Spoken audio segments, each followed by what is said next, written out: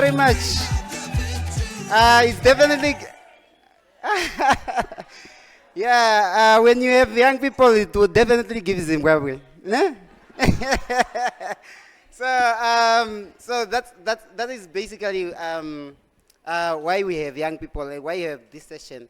So I would just want to say this year's theme is for the workshop is around out of the box for SRHR and HIV services. Out of the box for HIV services, for SRHR and HIV innovation for and by young people, by adolescents. So we definitely cannot have this session without having our inputs, and we want to grow outside the box. We have grown outside the box. So the workshop is mainly focusing on exploring the impact and the well-being of adolescents, and that's why we have this workshop, and the impact, basically the what is this? The sexual needs and the issues that are affecting young people, not when it comes to SRHR, when it comes to HIV. So I also want to, and we cannot explore this innovation without having the impact of young leadership that brought this innovation. So with this session, it's basically, it was put together by the Youth Reference Group members, together with the Y Plus Global, the network of, yes, so the network of young people living with HIV, to demonstrate the leadership and the hard work that we do as young people. So the session is to highlight the influence of us as community leaders, as young people, to advocacy, how we demonstrate our advocacy. So I would like to, without wasting, I would like to welcome Joyce, Joyce Ouma from Y Plus Global. She's yes. So she's basically the advocacy and campaign officer at Y Plus Global. Thank you.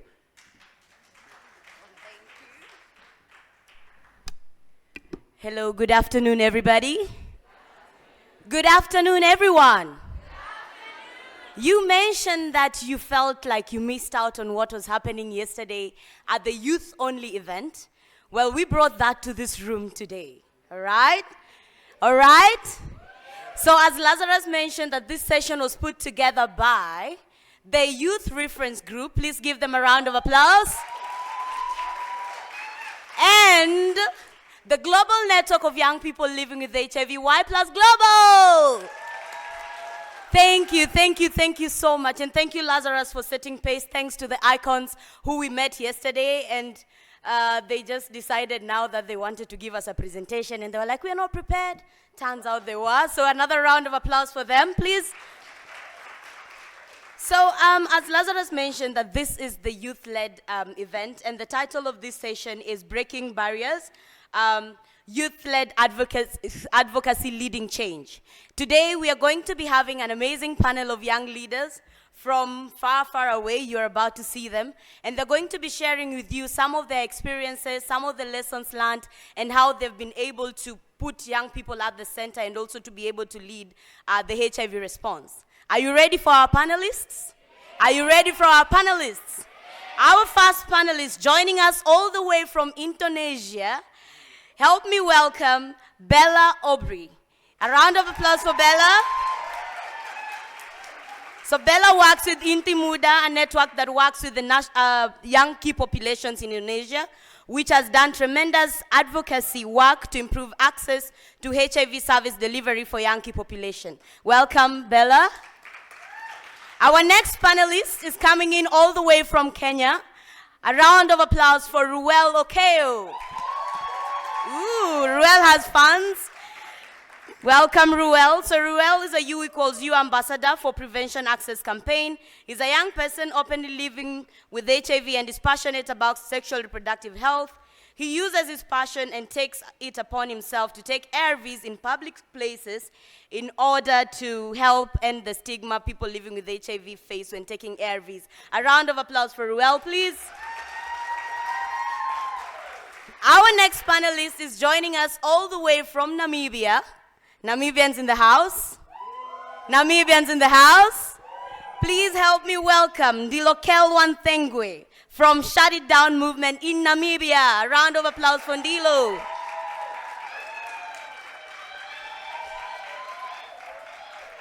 Thank you, welcome Ndilo. And next, we are heading to South Africa. South Africans in the house. Are there South Africans in the house? Please help me welcome Nyiko, Kubai. So Nyiko is going to keep walking until I finish Nyiko's profile. Nyiko was last year's local co-chair for the HIV and Adolescents workshop that happened in Cape Town. A round of applause for Nyiko, please. And finally, we have a young person all the way from the Kingdom of Eswatini. Help me welcome Progress Siyabonga. Keep clapping until Progress comes.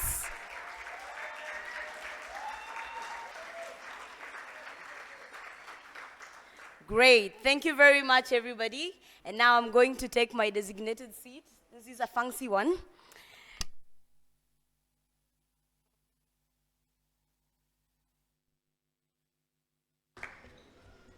Great, thank you very much, everybody, and thanks once again to our esteemed panelists for joining us today. We'd like to start by a quick round of introduction. I know I just mentioned one-line bios of all of you, so just to start from Bella coming this way, let's start from Nyiko. Please tell us your name and the organization that you work with, and some of the interventions that you'll be speaking on today.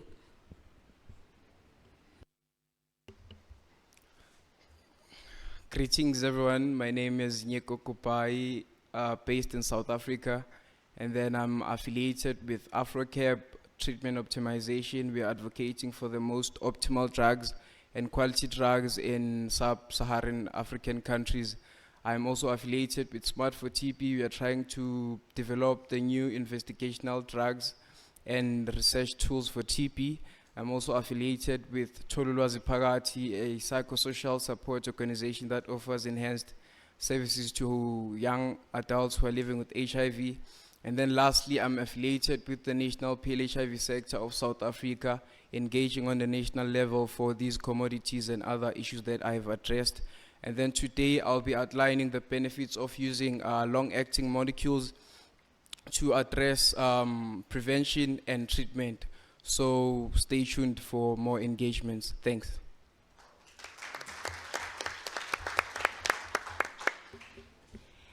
Okay, good afternoon, everyone. Selamat siang, that is a good afternoon from Indonesia. So let me introduce myself. My name is Aubree. I'm from Indonesia.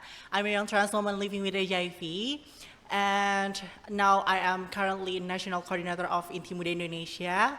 It's a national network of young key population in Indonesia, and also we work in advocacy, campaign, and so much more. Thank you. It's really nice to meet you all. Hi, everyone. Hello. Hi. Fantastic. My name is Ruele. Okeyo. I work with Y Plus Kenya, which is a network of young people living with HIV based in Kenya. I'm also the director at Kenneth and Jacob's House, which is a shelter for homeless and runaway queer youth. I'm also a U equals to U ambassador for Kenya in Africa under the Prevention Access Campaign as well. And generally speaking, I am a content creator, majoring my content on HIV, drug adherence, and ending stigma for people living with HIV, and an icon for the queer community. Thank you.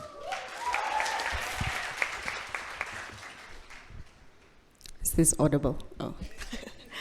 Hi, everyone. Can you hear me? My name is Ndiilokelwa Nthengwe, and I'm from Namibia. I'm a self-published author, a tech entrepreneur, and also the executive director of VCRC, the Voices for Choices and Rights Coalition in Namibia.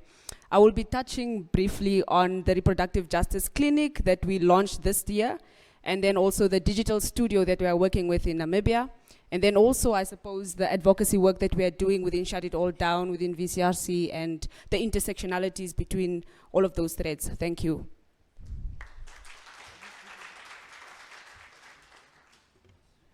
Morning, everyone. Afternoon. My name is Progress Siyabonga Bhembe, a community secretary at Lubuli under the Safate Enhancing Child Protection Program supported by UNICEF. I am an SRH advocate and a mentor. I am also a social accountability monitoring champion who ensures that young people give feedback as how they receive services at Lubuli Clinic. Before the Safate application, young people at Lubuli Clinic will complain mostly about staff unfriendliness, which led to them shying away from accessing SRH services at the clinic. This led to a high number of unwanted pregnancies in the area, with the help of the application, I have seen an influence of young people coming into the clinic. Thank you.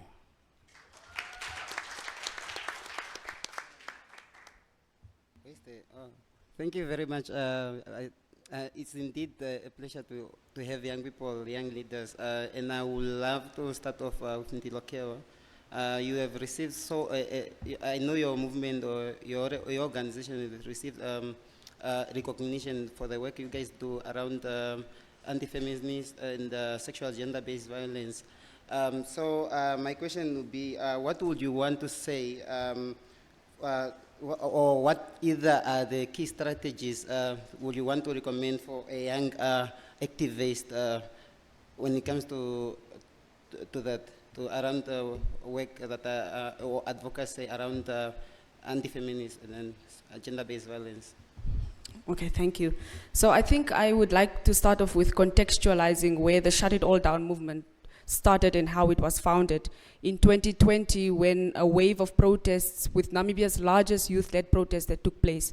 And this was actually as a result of the death of my cousin, who was found buried in a shallow grave. And so as a result, it triggered this big and this large protest, and I found myself later on at the storm of this protest. But over the years, and I think coming back and reflecting on that question on what young people need to be doing, is I would say that you should not put all your activism in one basket. I think that a lot of us, we just want to focus on one thing consistently over time, which is okay. But I think that you need to diversify, and diversifying is really key. And so we started off with the SGBV movement, but I've also been intersectional in all of my other advocacy-led activities within the sexual and gender minority spaces, within reproductive rights, etc. And so that has also given me much more of an open understanding as to where to really exert my energies. So I did mention that I'm a published author, so I write mostly, more than I'm protesting right now. But if you have the energy to go into the streets, that's also okay. That's only, I mean, it's really up to you. And then the other thing also that I wanted to say, the key strategy is leadership is really very important. We shouldn't just look at leadership at a high level where it is already institutionalized in other spaces. We as young people need to be the leaders in our activism and movement spaces in order to actually get ourselves and get an understanding of what exactly does it take to lead movements, to lead key initiatives, to program, to have program implementations, etc. And so leadership is really important. Leadership must come in front of your activism title, in front of everything else. Focus on how you can self-actualize as a young person in any given space, whether you're working within HIV, whether you're working within SGBV, reproductive health rights, etc. So that is what I would like to impart around those key strategies. Thanks.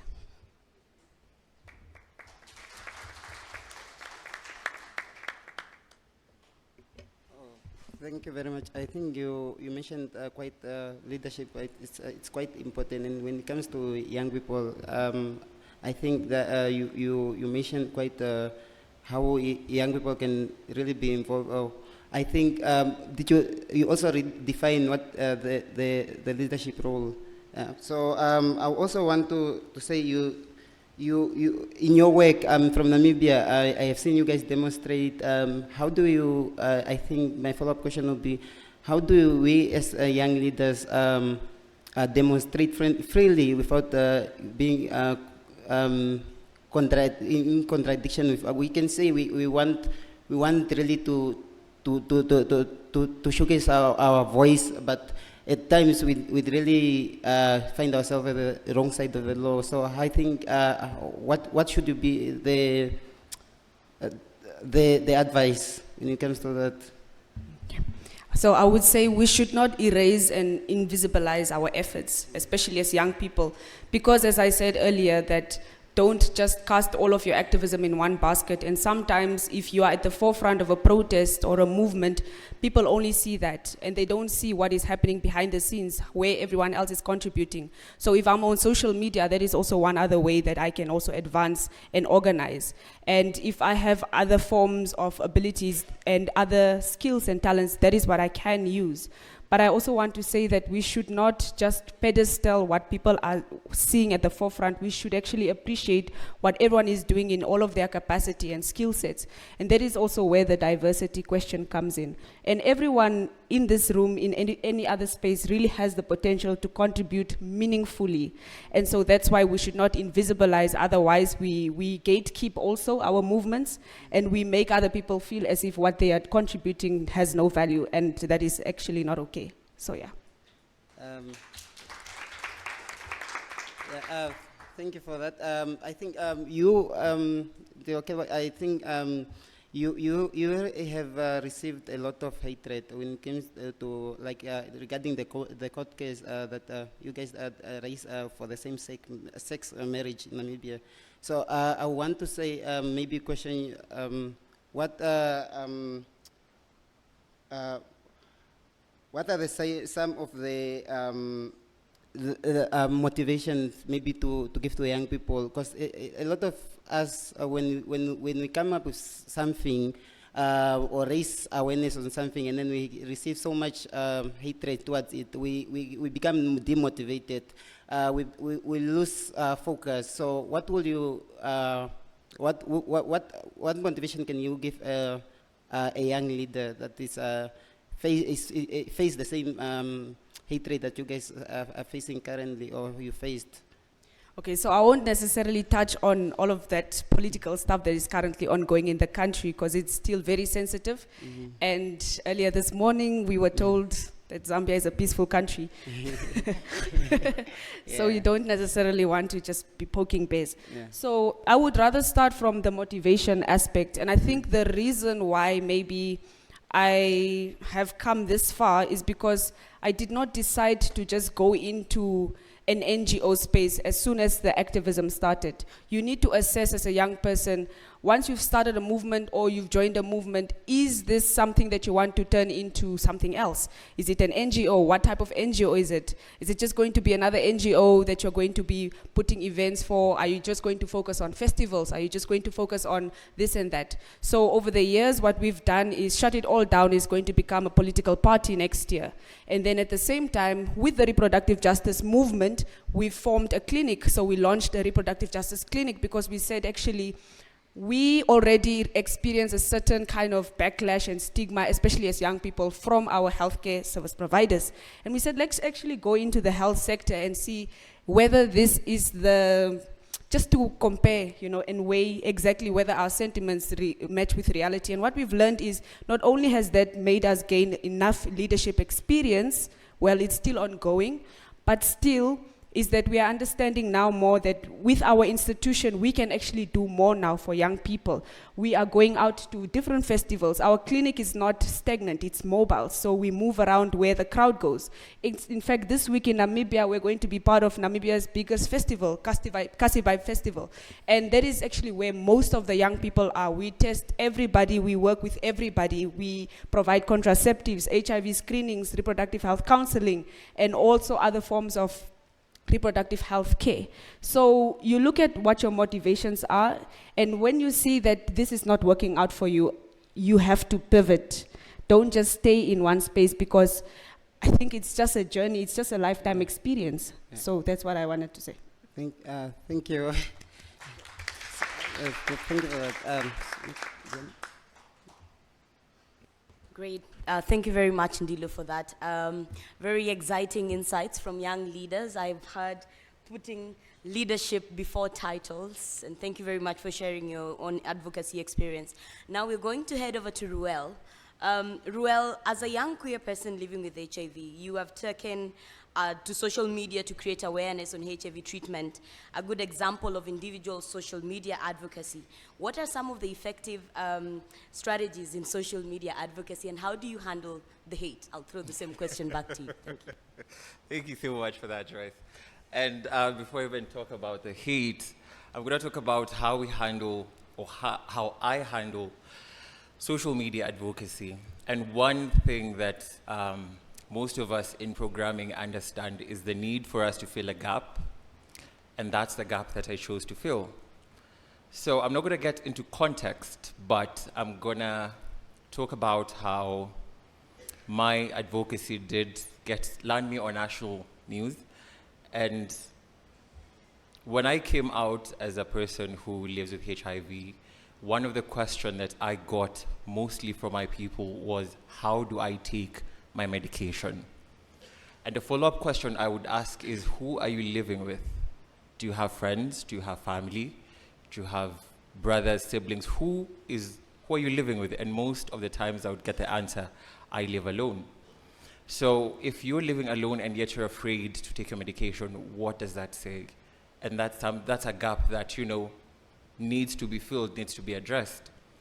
And that's how I decided to take my ARVs publicly, to show that if you are afraid of taking your ARVs in your house, let me be the one to take my ARVs publicly, so that you don't feel bad because you're able to not take ARVs in your house. So that's a gap I decided to fill, because oftentimes when we go to social media and look at what people do, we're either promoting a product, we're promoting a company, but no one is doing social media for good. We have turned social media to become a space where anything goes, but that's just not the case. What are you putting out and what are you receiving? And it is through my advocacy through social media that I personally I have enrolled quite a huge number of people back into care, because I created a space where people can trust to come for both information and for linkages to services. So that is one thing that I did take pride on, by filling a gap that is heavily needed. Because if we lock ourselves up in offices and say that we are programming for things for people who are living with HIV without understanding the needs of the people who are living with HIV need, then we're just going to be talking about the same things, even when we are senior citizens. No offense to the senior citizens. You know? So honesty is, again, a venture that we need to take, because I do something, it's very simple. To someone, it's very basic. Just taking my ARVs in public. And I get so much hate for that, because I have been told I am promoting HIV. I have been told I am not taking ARV medications. I am told I deserve to be HIV because I'm a queer person.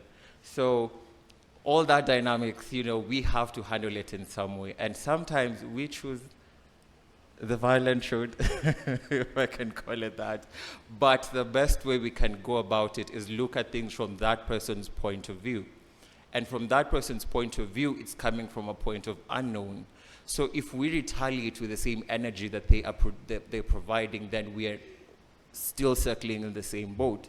However, if I am able to address and say, like, yeah, I am not promoting HIV, I am creating content for a HIV positive person who is afraid and cannot take their ARV medications because they are self-stigmatizing themselves.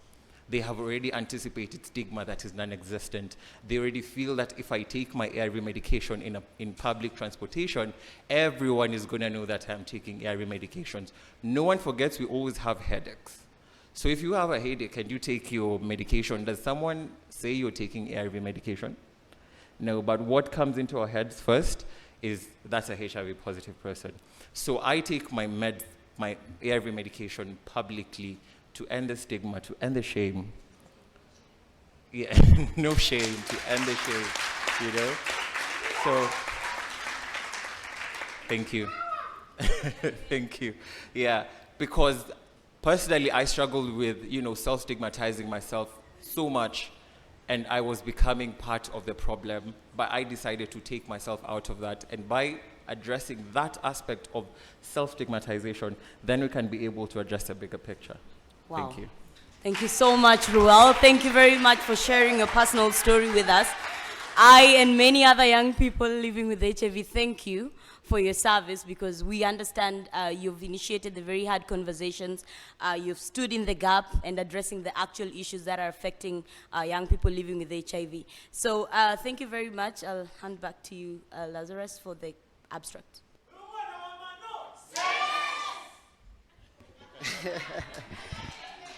We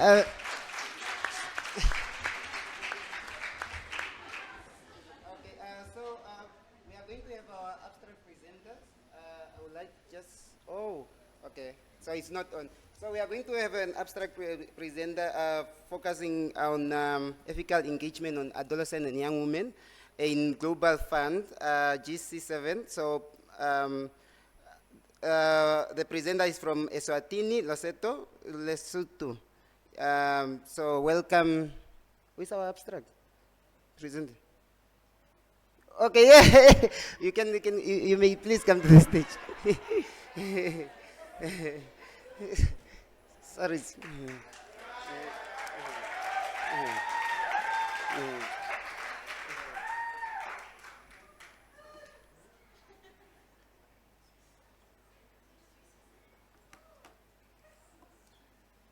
Good afternoon, everyone. How are we all feeling? I hope lunch was great. My name is Chrystal, and I stand before you as the Hair Voice Fund Ambassador for Zimbabwe, but I'm also representing the other 4 ambassadors who couldn't join us for this special event. So I'm going to be talking about the ethical engagement of AGYW in Global Fund GC7 processes that happened in Zimbabwe, Lesotho, Eswatini, Malawi, and Mozambique.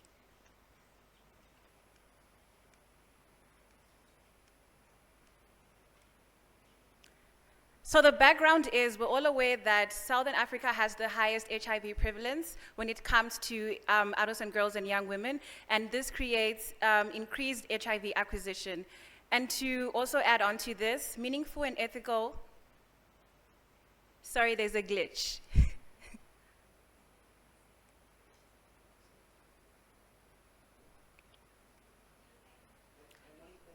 the monitors are off, yeah?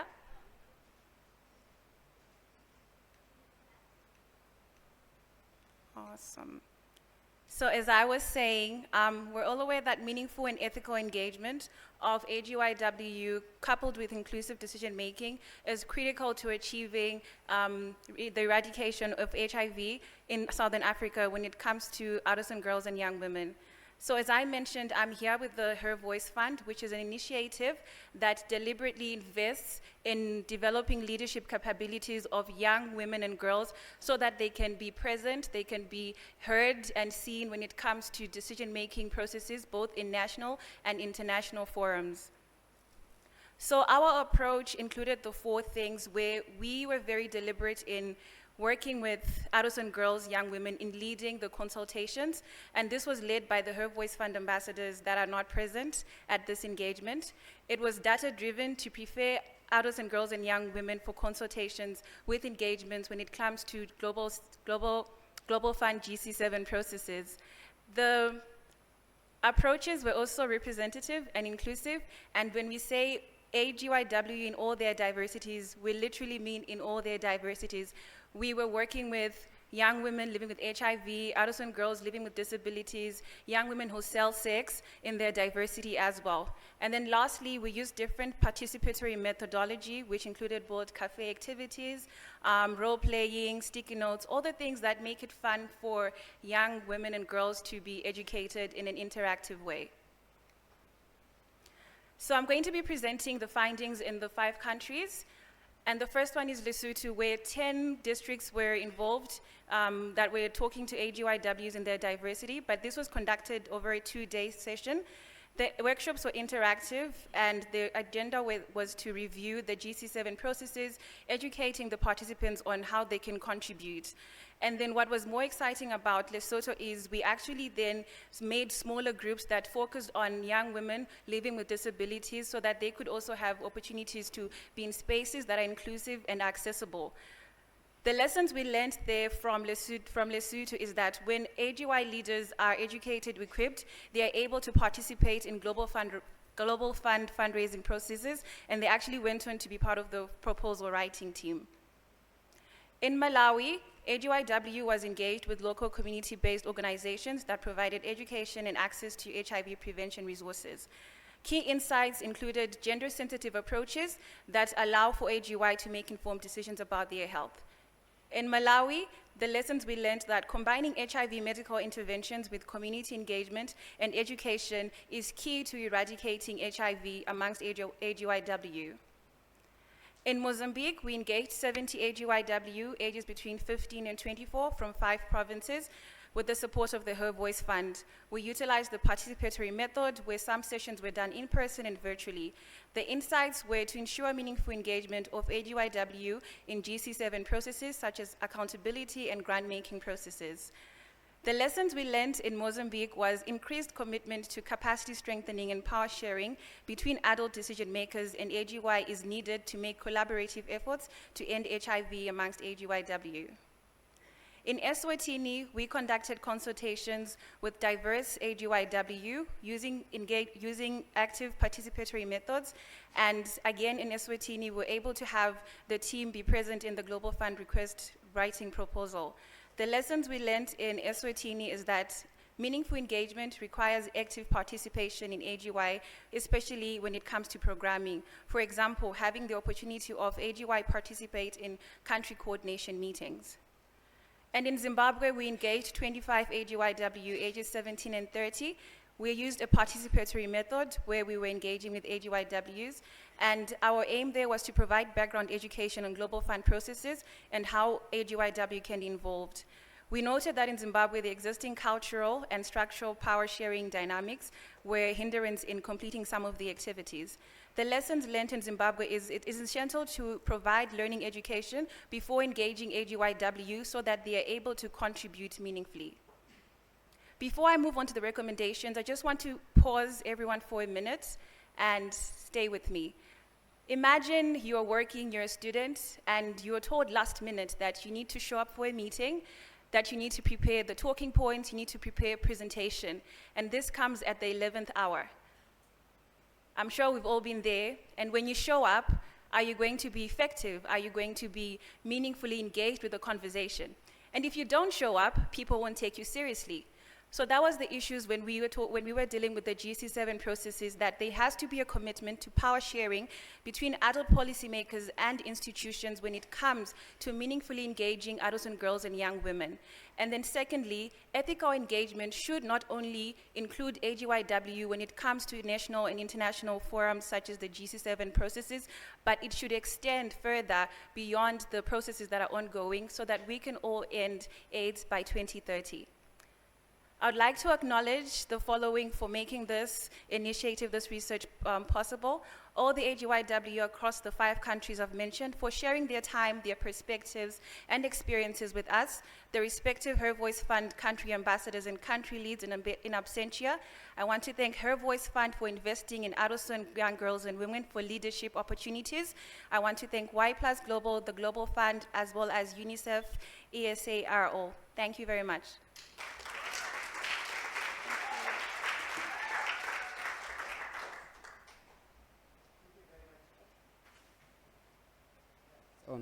So thank you very much, Chrystal. We are going to jump right back to the our panelist here, our wonderful panelist. So I want to start off with Nyiko. When it comes to HIV prevention, there's a lot of work that you have been doing. So I want to ask what are some of the ways or some ways to improve prevention when it comes to technology, long term, and their benefits? Okay, thanks so much, Lazarus, for chairing the session and also your very brief question. So, long-acting technologies address a lot of issues that young people face, primarily adherence, and then as part of those, we try to integrate those models of adherence by trying to advocate for the long-acting technologies. For example, we have if we would recommend that young people or other aging populations should use long-acting technologies, it would be addressing the following benefits. We are facing pill fatigue.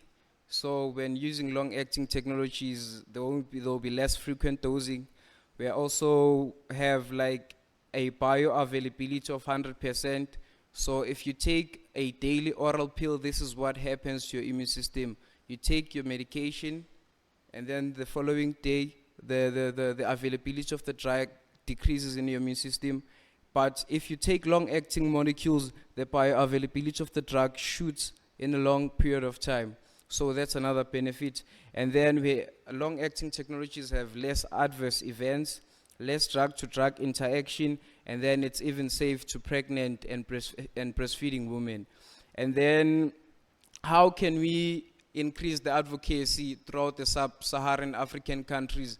So through the AfroCap initiative, we have technical team members throughout the African countries. For example, in South Africa, we have at least 9 technical advocates throughout the provinces where they advocate for these quality drugs from their different settings.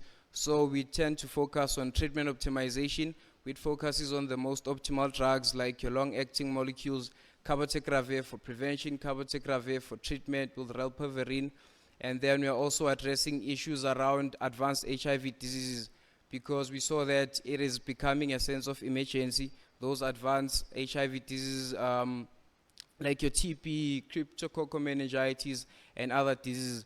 So if you can try and get the UN agencies and other agencies to support the young people's initiative of advocating for the most quality drugs in the low and middle income countries, that would work the best because we have old drugs, we can't lie around that.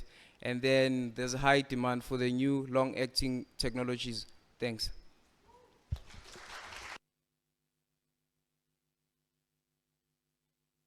Yeah, okay. Thank you so much, Nyiko. We definitely need a lot of advocacy when it comes to new drugs in African countries. So I want to jump right to Bella. You are doing a lot of advocacy when it comes to making sure that young key populations are accessing the HIV services. So my question comes in, what are the benefits of making sure that young people take the lead in it? In such programs. All right. So the benefit is effectiveness of the program itself. So when we talk about youth issue, there should be youth engagement there. So youth leadership is really important, and I believe that all young people here is agree that young people know better about ourselves, know what we want, and also know what the problem we face it. And I will share about our advocacy journey in Indonesia.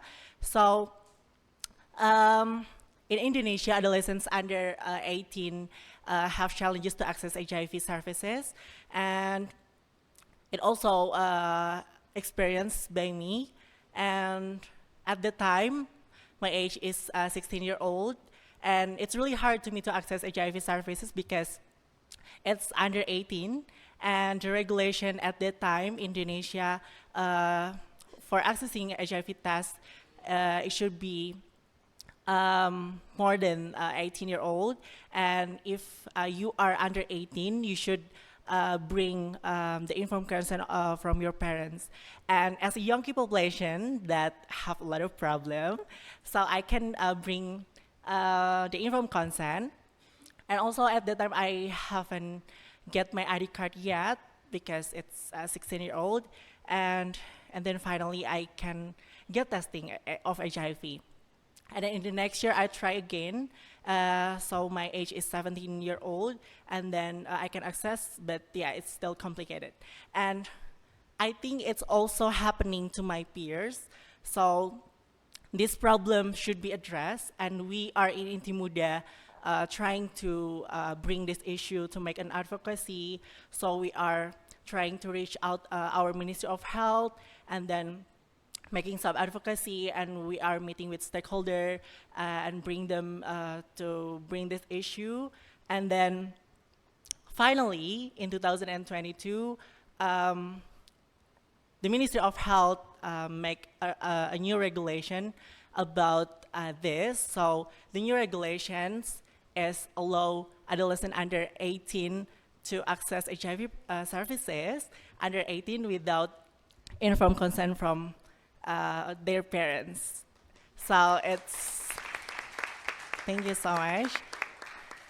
So yeah, I think this is the advocacy works, but also the journey is not stopped there. There is obstacle and also many challenges that we face it. Thank you so much. Nothing without us. Nothing for us without us. Basically, that is what I'm getting, especially when it comes to leadership or involving us in programs such for us. So, but I want you to share what are some of the step backs that you faced, challenges, yeah. So yeah, after the regulation is there's still challenges that we have to face with. So the first one is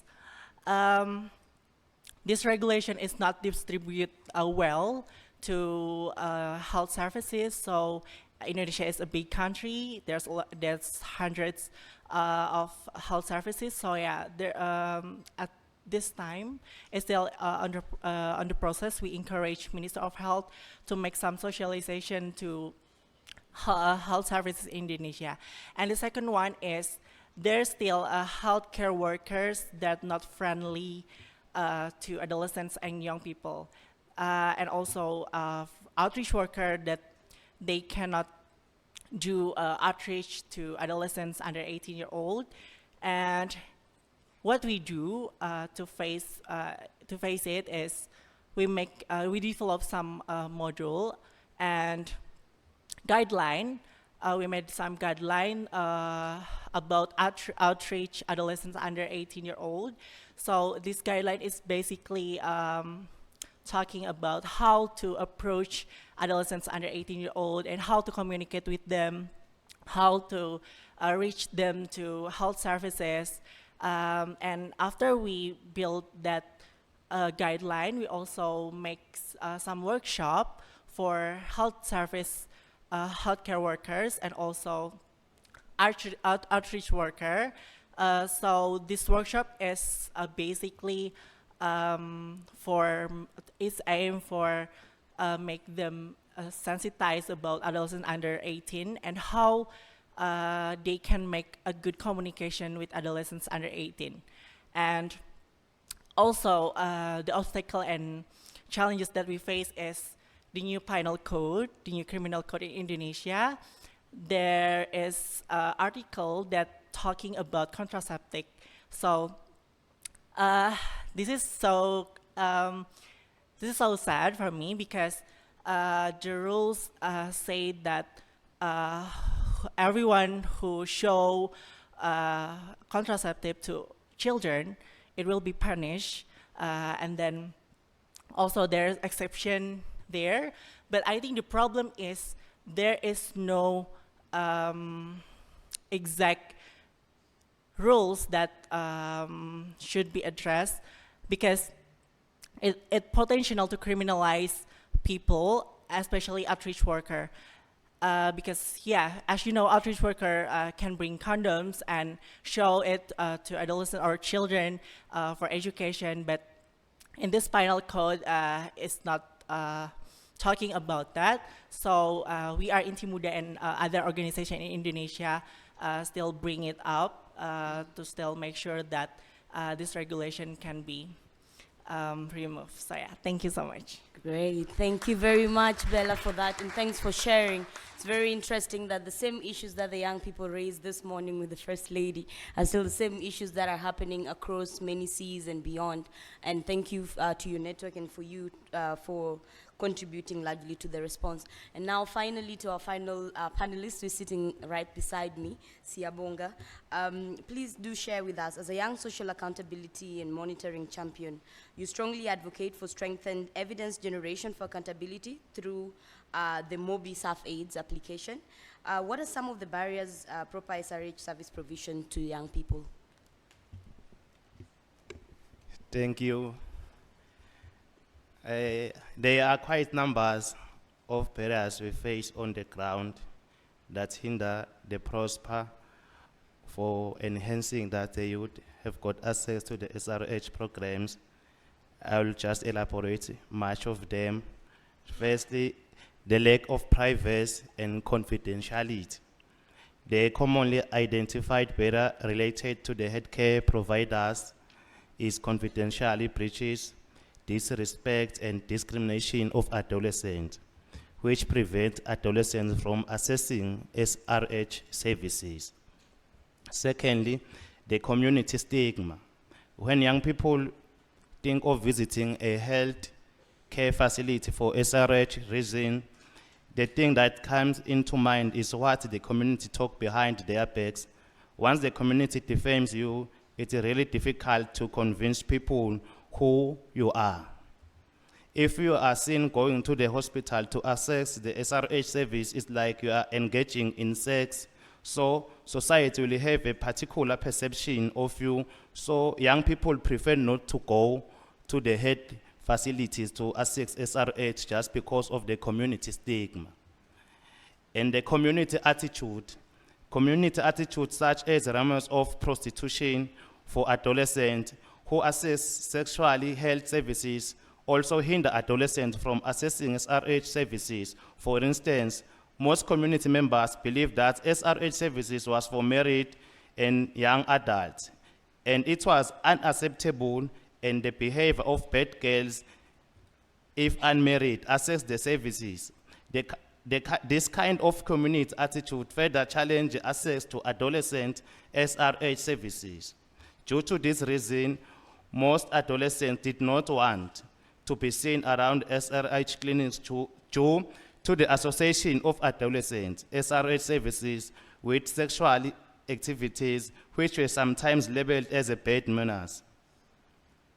Poor programs of poor programming of programs. NGOs take services to the people. They do not ask them how the service should be rendered. For instance, sex workers want mobile clinics to go in their hotspots, while we just want them to go to facilities like anyone else.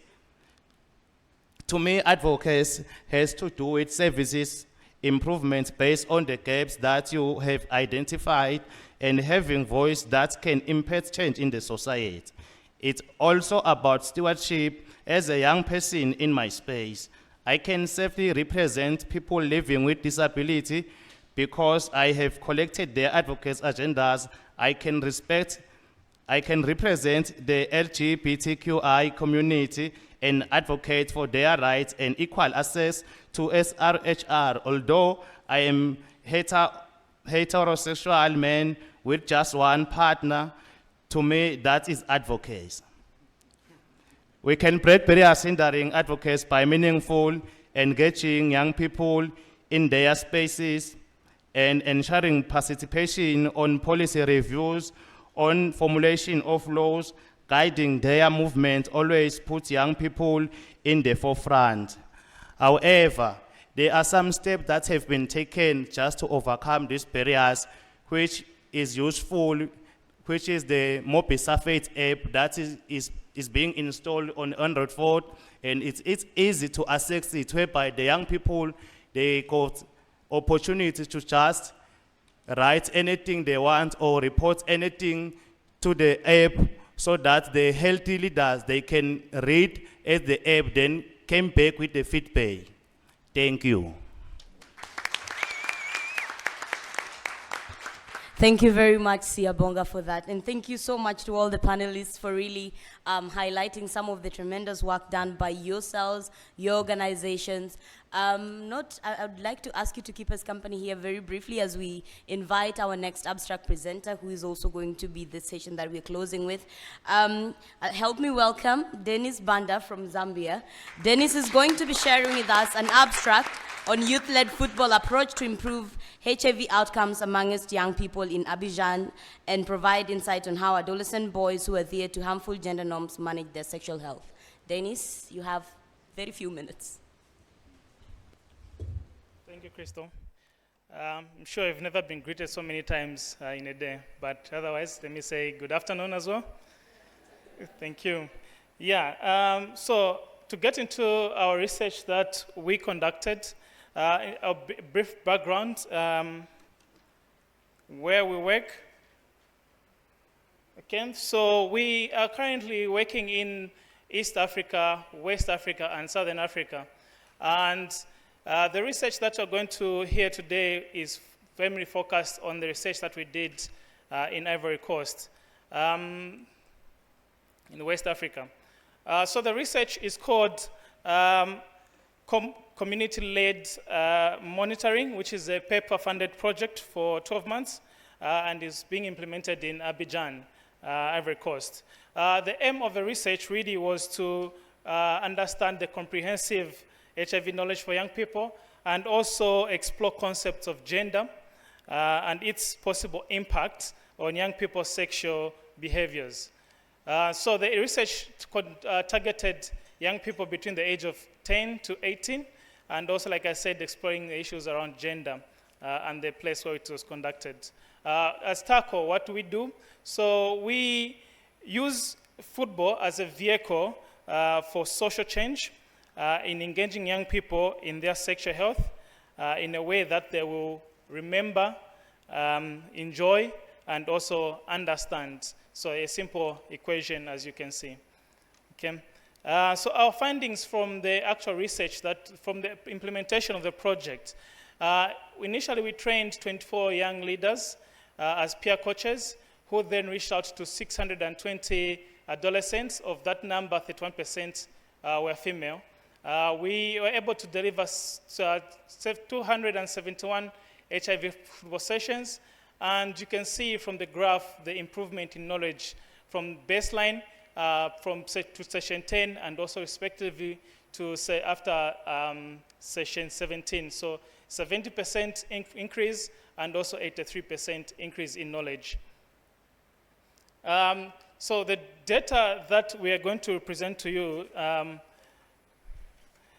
with the help of a PhD student, we developed and piloted a new qualitative research in which we trained community coaches who live in Abidjan and understand the issues that affect them around HIV.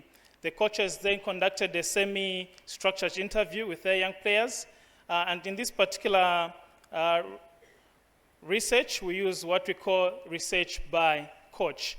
After the research was conducted, I think we also were able to use what we call a story completion method. So the story completion method is a method recognized in research and is particularly useful in drawing out norms and values around social phenomena, especially if it's too sensitive a topic to ask direct questions. So for example, from this drawing, you can see that it's a discussion and we pick points or questions that focus on words, thoughts, and interactions. Some of the questions that we ask in this research to draw out these thoughts and reactions were highlighted in green. Okay. We believe that M&E should not only gather information about a program, but it should also be an opportunity to understand perceptions perceptions of coaches and also the program recipients in a quest to for local relevance, sustainability, and community ownership. So this image that you're seeing summarizes some of the steps that we use. The steps might vary depending on what we want the outcome to be, but usually these are the steps that we are going to take in the research. So some of the results from the research was concepts such as Mogapon, that they exist in Ivory Coast. So Mogapo is a Ivorian jargon which refers to a group of young people that have multiple sexual partners and use lies to control their partners. And after the first sexual encounter, they leave these partners. So we discovered that those things exist. Also, the second outcome or finding was that the motivation for these young people, sexual practices, is to stand out amongst their peers and also maintain that status among their peers. The other motive, or there was also a clear comparison made by respondents between masculinity and Mogapo and sexual domination, and also encourage that sexual domination and violence was encouraged amongst these groups. Okay.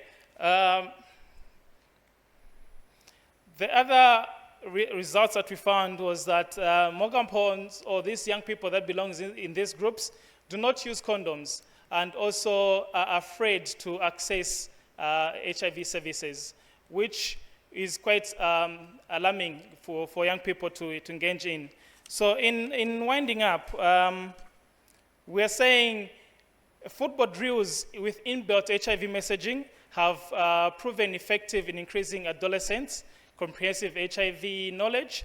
And we're also saying from the learning from the RBC study, it has led us to focus on the next steps or intervention on addressing issues of toxic masculinity and also these groups like Mogampon, and also target adolescent HIV prevention in Ivory Coast. So, like I said, this project was a 12-month project, and we've submitted an extension, and hopefully we can keep learning from this and see how best we can do targeted programming for these young people. So the RBC study focuses, or just helps us to understand the value of what we can get out of the programming. Thank you so much.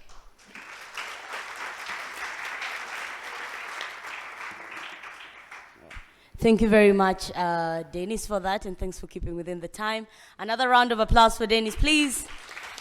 So, colleagues, I do realize that we're 2 minutes over time, but if you'll just allow my panelists just one round, just 1 minute, 1 second sentiment on what is that one impact that you're proud of as a result of your advocacy. Very brief, very short.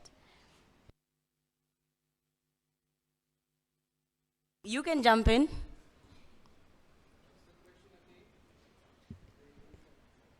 What's that one thing that you're proud of as a result of your advocacy? What's that one concrete impact? Yeah, we'll see if we can take maybe 1 or 2 questions from the audience. So I am proud that the Ministry of Health of South Africa and the other key organizations have taken charge to amplify their voices around the advocacy of quality treatment, and they now have realized the importance of advancing their treatment and advocating for the most optimal and quality drugs in South Africa. Thanks. Thank you, Nyiko. A round of applause. Anyone else want to jump in quickly? All right, for advocacy, I guess it's really important to collaborating to make more impactful work. Thank you. Wonderful, thanks, Bella. My impact has been to enroll treatment interrupters back into care. Thank you. Perfect, wonderful. Ndilo. All right, so with mine, I'm proud of our clinic because now we know at least we can be at the forefront of healthcare service delivery and we are not just another Twitter fingers. Thanks. Thank you very much. Thank you. Mine that I'm proud of is that now in my community, I have seen quite numbers of young people flocking to the health facilities to access SRH. Thank you. Wonderful. Thank you very much. A round of applause to the panelists, please. If you have any questions, can I see how many questions we have in the room? 1, 2, 3. And they're all from young people. 4, 5. Any other? 6? All right, so you see the panel that is right in front of you, ne? And the people that are sitting just right next to you, they're also very young individuals who have worked really hard to be here. Some of them are going to be presenting in various sessions, various abstracts. Please interact. These are your base resource people, but then there is more. Because of time, I'm being looked at like, you know what, it's time. Kindly pardon us, but we will be around. Please feel free to ask questions. Before I close, I'd like to first of all, a round of applause for the panelists again. Why are you sad? A round of applause for the panelists, please. Yay! That's more like it. That's more like it.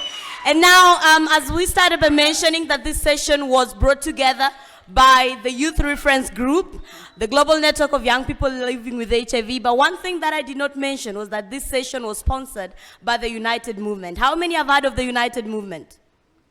Yo, guys, you're failing me. We were there yesterday night. It sponsored the dinner. How many have heard of the United Movement once again? So what happened yesterday was that we were not able to sign up because the QR code was there, but then the Wi-Fi was not working. So as we take a few minutes, as you clap for us, as we get off the stage, please take a minute to sign up for the movement. This is for the young people in the room. Thank you very much. It has been a pleasure. Thank you, thank you, thank you.